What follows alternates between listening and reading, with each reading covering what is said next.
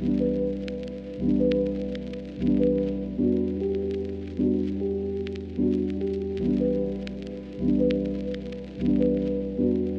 y'all. I hope you guys have been doing amazing. Happy Sunday. It's been a super crazy week for me, but I am super happy to be back. I'm so excited to be here. So, today's episode, we are going to be talking about how you can discover your spiritual path.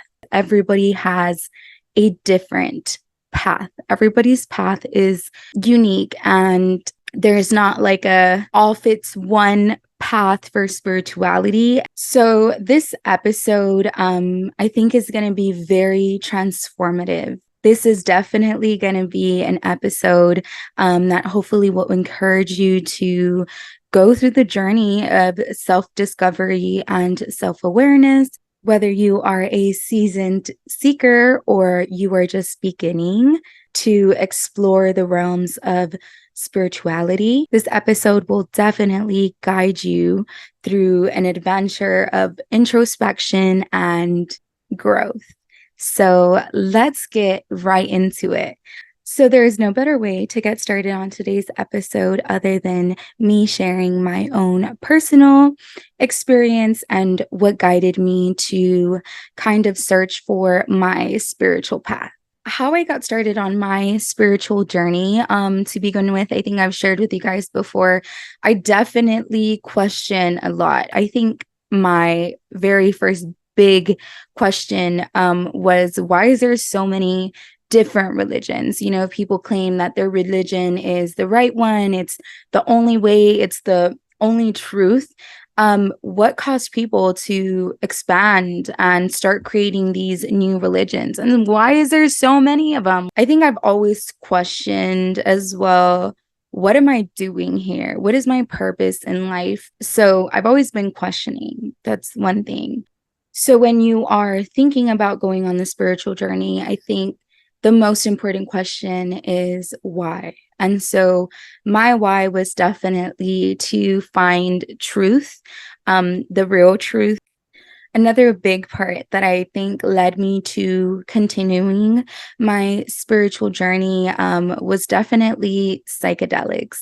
Now, before I continue, I just want to advise, I'm not a doctor, I'm not any type of medicine healer. I'm only here to share the incredible experience that I had. I definitely did tons of research before, and a few months later, I actually got to have my first psychedelic trip. I was laying in the carpet and I was literally just looking up at the ceiling. Everything looked like grass.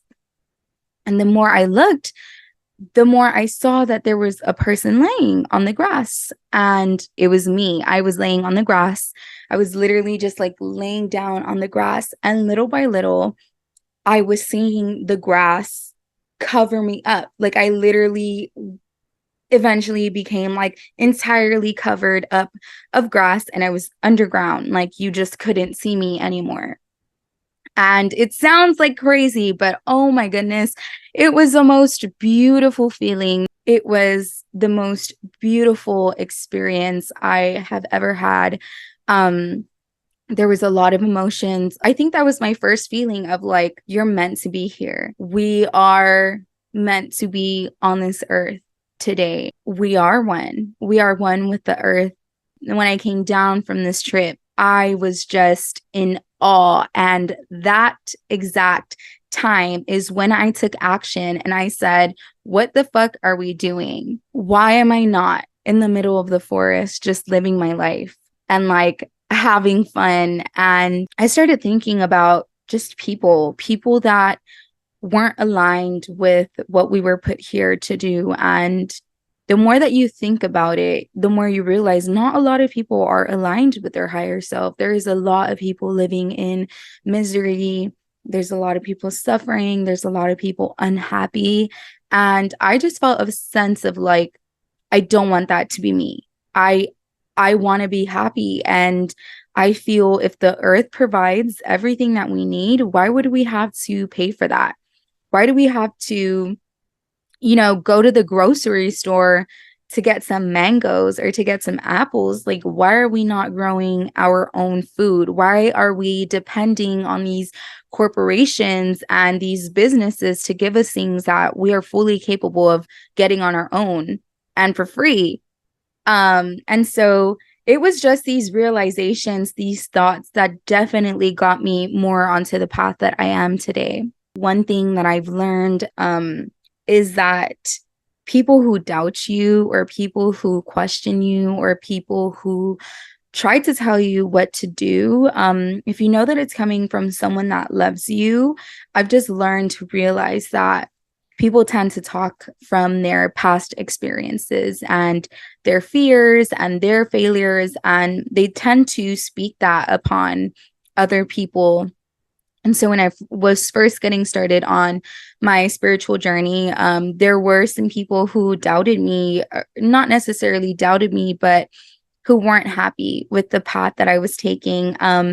And I learned to look past that and still have love for them and still respect them as a person, because ultimately that was a point where I had to step back and realize, okay, this person that just told me they don't believe in me is speaking from past experiences where they have felt they've failed, or they've tried to do something that not many others have done and they didn't get to attain that, or whatever the case may be. I just had to step back and realize they're not talking to me from their higher self, but from their, their insecurities.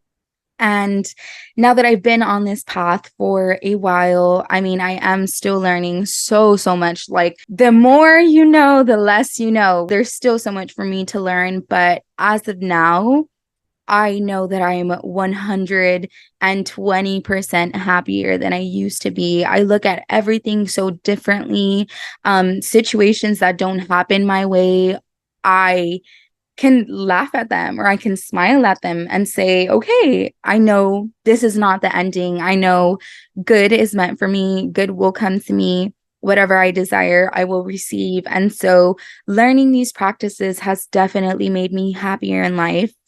I have this sense of I'm never alone. I don't feel like I could ever be alone now. I feel always loved and supported and guided, even when nobody physically is doing that. I still have that feeling of intensity and unconditional love. But most importantly, how I just mentioned before, I think it's definitely helped me love others more and not fault them for their misalignment with source, with their higher self, with spirituality. So enough about me. I just wanted to share that story with you guys and how following my spiritual path has really helped me. Let's get into how you can discover your own spiritual path if that is what you are looking for. I think a huge role in what can help you go on your spiritual path is self-exploration. This is so big. It is a big part of spirituality, of mindful living, of conscious living, because I don't think a lot of people sit down and observe themselves. I actually have seen this meme before that I love it. There's like two pictures, one's on the top, one's on the bottom. And on the top, this man is holding a book and he is like looking out at a park. And so what the meme says is people need to stop observing others and start observing themselves more. And I was like, yes, 100%. So the top picture, he was like holding a book. And at the bottom picture, he was actually holding his face. Like his face was looking at his body. And I was like, yes, because I agree. I don't think a lot of people sit back and try to fix themselves. I think we tend to blame others and tend to think about how if other people were different, or if they changed this, or if they changed that, like everything would be so much better. But ultimately, we definitely need to look inward and see what are things that we can evolve in. So why is this important when you are starting your spiritual journey? Self-exploration really helps you look inward. And when you do that, you're going to start asking, who am I? And why am I here? I think those are two very, very big questions that we need to start asking. Who am I? And why am I here? What is my purpose in life? You know, there are many paths, many spiritual paths, but there's only one for you. There's only one with your name on it. Again, every single spiritual path, every single spiritual journey is different. It is completely unique and tailored to each individual. So please know that. Please trust yourself to be guided to your spiritual path. I think ultimately, when you start to self-reflect, you'll also get this sense of realizing why all the things in your life happened the way that they did. Everything that you have gone through before has pushed you to get to where you are right now, to get you to be in this place at this exact second. If anything else was different, everything would be different right now. And so just being appreciative of what you had to go through to get here and acknowledging that and loving that part, loving, you know, the obstacles that you had to overcome, the hardships that you had to overcome, and you know, holding them close to you and giving them a tight hug, because without all of those things, you wouldn't be who you are today and you wouldn't be here. So what are some ways we can start self-exploring? Main one, big one, journaling. I think journaling is so powerful. And when you truly journal, when you write things down, just any thoughts that come to your head, not necessarily like morning journaling and night journaling, but when you have a journal with you constantly and you have certain thoughts that are repetitive or anything like that, and writing them down, that is so helpful, because then we now have in physical copy all the thoughts that go through our minds. And once we have that, we're able to go through them and literally scratch out the thoughts that you no longer want to have. And visually seeing that can really help your mind scratch those thoughts out. And so when you have that thought in your mind again, and it comes through your mind again, and you have that thought, you will remember that you scratch that out on your journal. And so you can visually scratch shit out in your mind. And so it's super helpful to journal. Nightly journals are really amazing too, just letting go of everything of what happened during your day. It'll definitely help you find repetitive patterns that you have or others around you, and help you see what is really triggering you or not triggering you in your day-to-day life. So definitely journaling. So when you're trying to self-explore, meditating can be very helpful, because I think you get to just sit with yourself for a minute. The reason I got into meditating initially, why I really loved it, or I mean, I do love it, but the reason I started meditating, I was not because of my spiritual journey. I had been meditating way before that. And it was actually because I felt like my life was always on the go. I was constantly doing something. It was very chaotic. My day was very chaotic.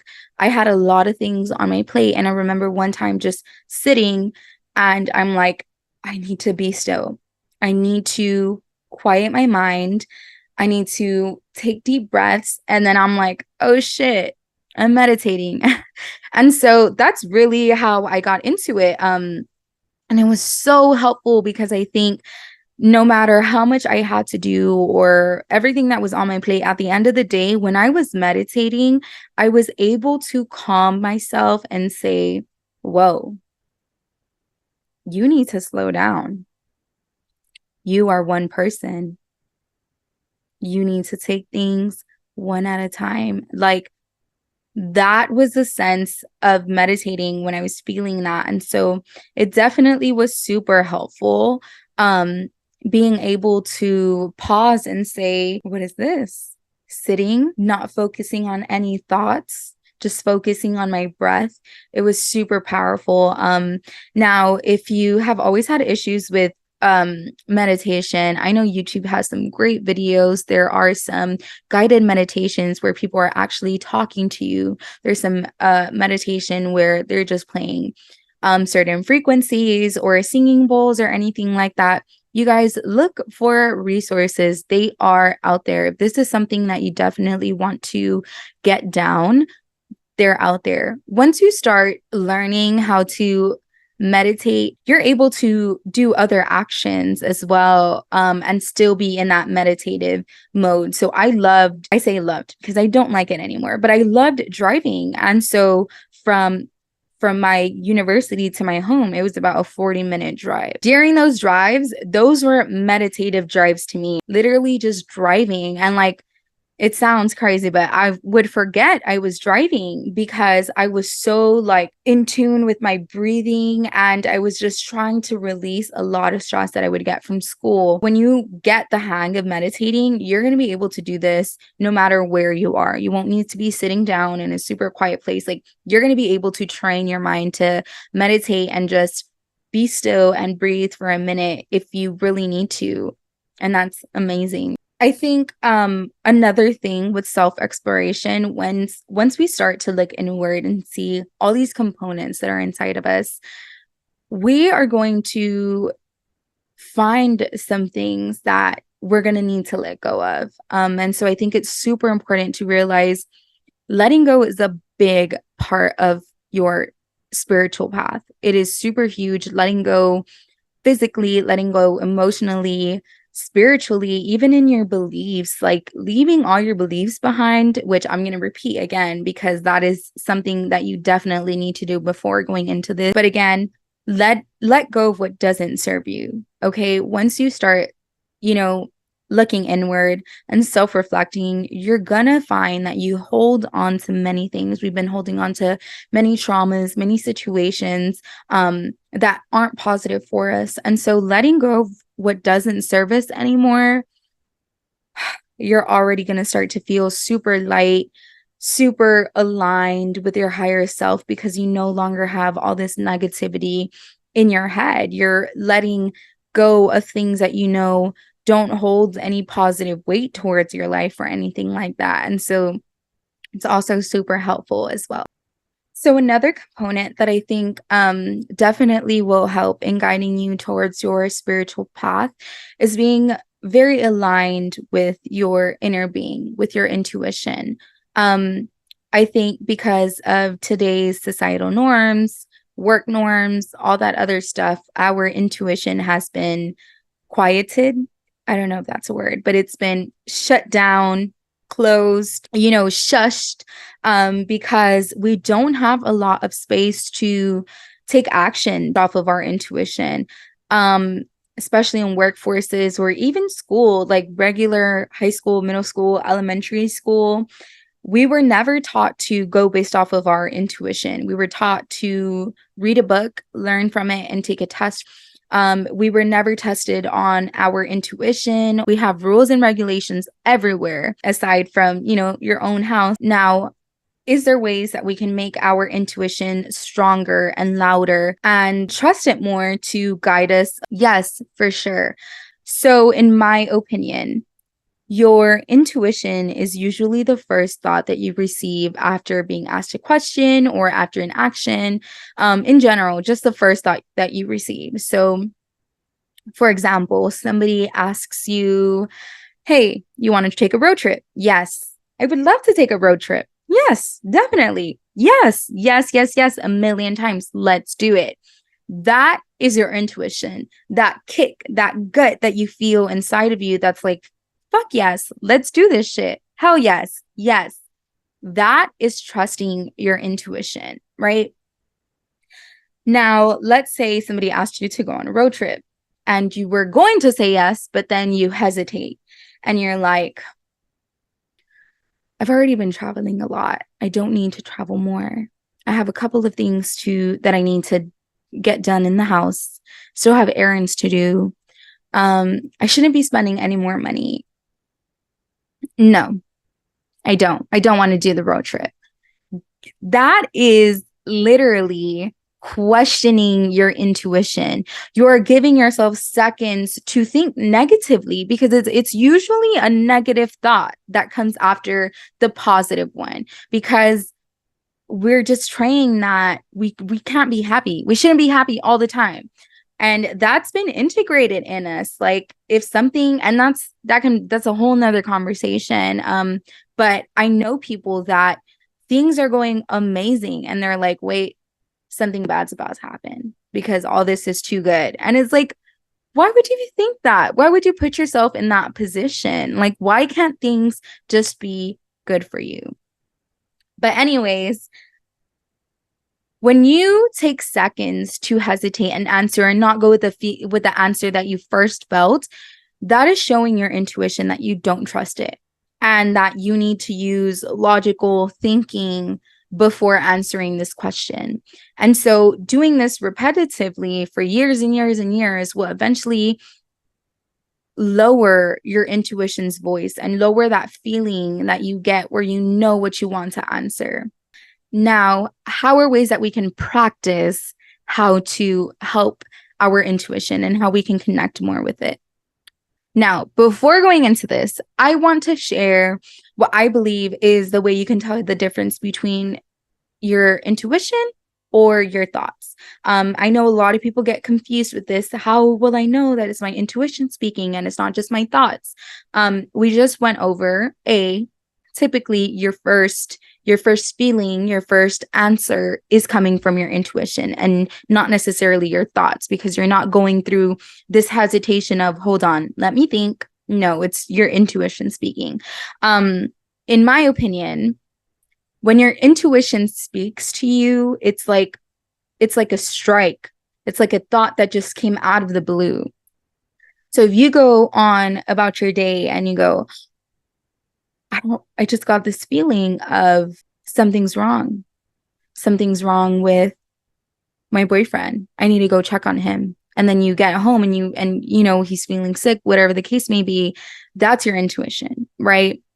Versus thoughts. Let's say in the morning, my boyfriend had already mentioned he had a little fever or something. And so throughout the day, I'm constantly thinking, oh, I hope he got better. I hope he drank that medicine that I gave him. I hope he still doesn't have a fever. I hope this doesn't become more like he has a cold now or anything like that. And so you are constantly feeding these thoughts of him feeling ill, right? And so when you stop for a second and say, oh, shoot, I have a feeling something's not good. I'm going to go check on him. Those are your thoughts, okay? You were feeding this loop. And of course, you're going to get a thought of, okay, I need to go home and check on him because you've been thinking all these things. So that's kind of a way that you can tell whether it's your intuition speaking or it is just your thoughts, okay? You need to stop and think, have I been thinking about this all day that caused me to come to this conclusion? Or is this really something that just popped in my inner being, popped in my gut and told me this is what's happening? So it's really important, again, to pause and look inward and reflect. So now that we have broken down what can be the difference between your intuition and thoughts, this is where the practice comes in, okay? Now we know that your intuitive thoughts pop out of nowhere, right? Just pop into your head out of the blue. And now we are going to be able to show our intuition that we do trust it and we are open to receiving more guidance from our inner being. Start doing things your intuition tells you to do. That is the only way that we can fully show our intuition, our inner guidance, that we really, really trust it. How can we do this? I know y'all get these. You're just sitting in the couch. You really are just sitting in the couch and you're watching your TV show. I should shower. Nah, I'm gonna keep watching this. That was an intuitive thought. And so it's something small because you don't think that it's going to have such a positive impact if you go and shower right when your intuition is telling you to shower. But it's not about that. It's about showing that you trust your inner guidance, showing that you trust your inner being and that you trust them in small things as simple as when it's time to shower, and huge things like life-changing decisions. Showing your intuition that you trust them in things as little as this is going to gain that alignment between you and your inner being, you and your intuition. You are going to feel so much more guided when you start hearing these thoughts. Take a shower, clean, go on live. Oh, post that video. Whatever the case may be, y'all do it. Follow that. Follow that feeling. Follow that gut. Because the more and the more and the more that you practice this, the more that you listen to your intuition, the more that it's going to know that you are here to trust it and that you're here to listen. Now it's going to be gaining powers. It's going to be gaining so much confidence between you and your intuition, where it's going to know when to guide you, exactly where to guide you.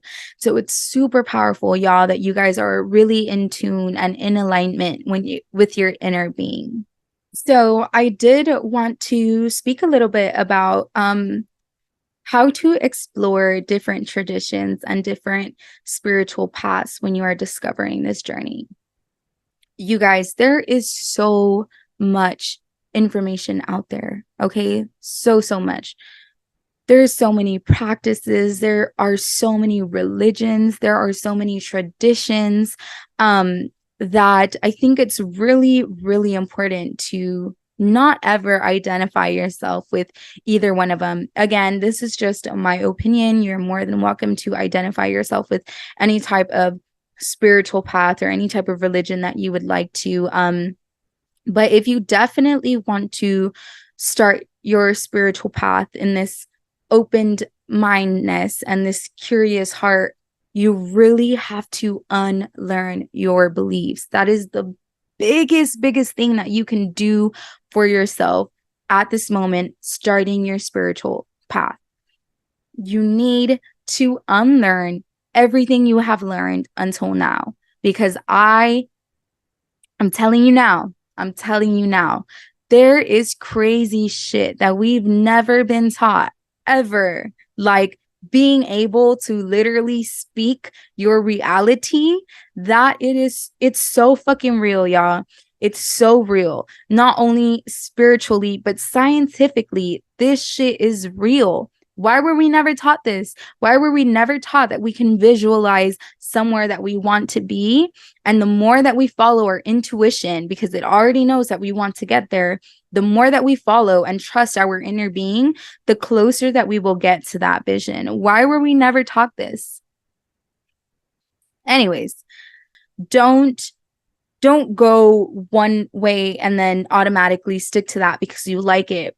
You guys, you're gonna love so many practices, so many beliefs, so many mantras, so many like traditions. You're really gonna love them because ultimately I think most are fundamentally based on love, which is super beautiful, super powerful. That's kind of going into next week's episode. But yes, being able to explore different paths is going to benefit you so much. Finding what you truly feel aligns with your values, your beliefs, where you want to get to, finding that specific path, that path that is tailored specifically to you, to each individual, it's super important, y'all.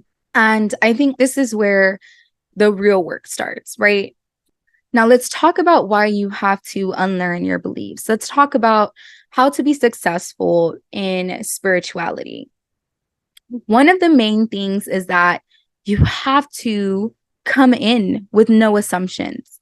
You really do. Which is why it's so important for you to unlearn your beliefs. Because when you come in with an assumption, you kind of identify yourself, right? You kind of put yourself in this identity. What happens when we put ourselves in an identity? The nature of our intellect is once we found an identity, our intellect will work really hard to protect that identity. So if you come into your spiritual path, really close to a specific religion, let's say Christianity, that's an identity that you already have. And so no matter how much new information you find during your spiritual path, because our nature of intellect is to protect the identity that we have, we're never really going to be open to everything else there is. So it's just important that we don't come into this path with an identity that we want to hold on to, because again, there is a lot of information out there that has a lot of power to change your thoughts, change the way you think, change your beliefs. But if we're holding on to this identity, we are going to miss out on all these other concepts. Now, I do want to go over a few obstacles that I can foresee or that I personally went through when I was getting started on my spiritual journey. A little piece of advice that I would like to share is don't judge yourself. Okay. Don't be hard on yourself, because I guarantee you the fact that you're able to pinpoint that you do this or that, you're already at a point of evolving.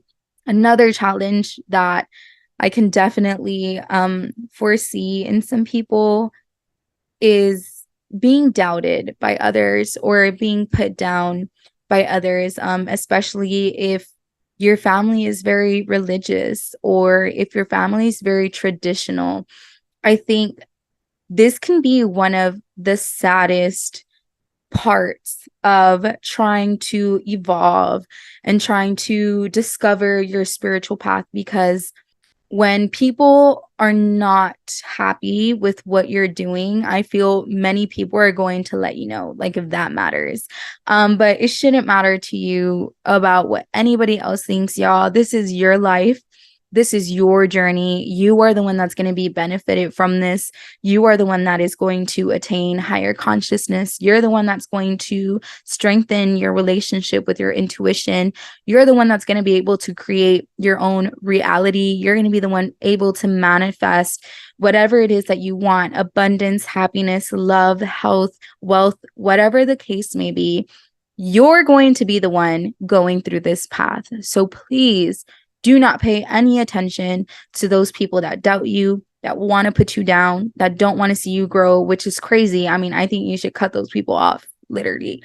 But with that being said, this is your life, y'all. Please never forget that. And it is your path.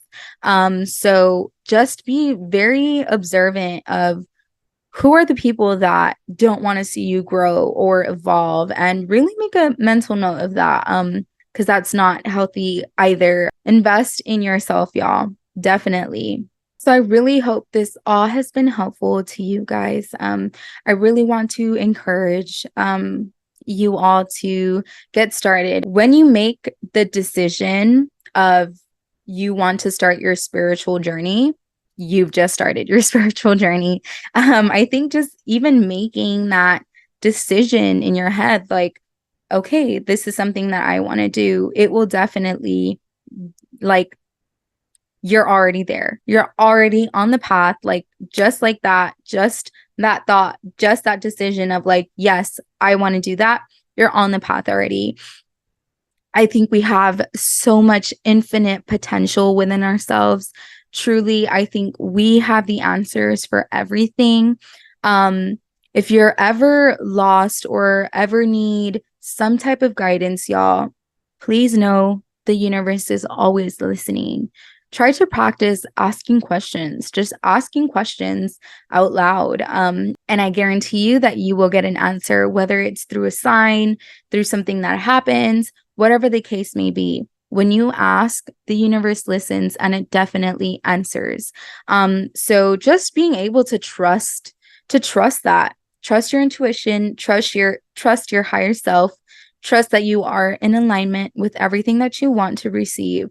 Thank you guys so much for listening. And before I end today's episode, I wanted to share with you guys a few books that helped me get into my spiritual journey, a few books that helped me question things, so on, so forth. And a super quick shout out to my friend Sabrina. She's actually the one who gave me the idea of recommending books for you guys to read. I think I have like the best selection in books.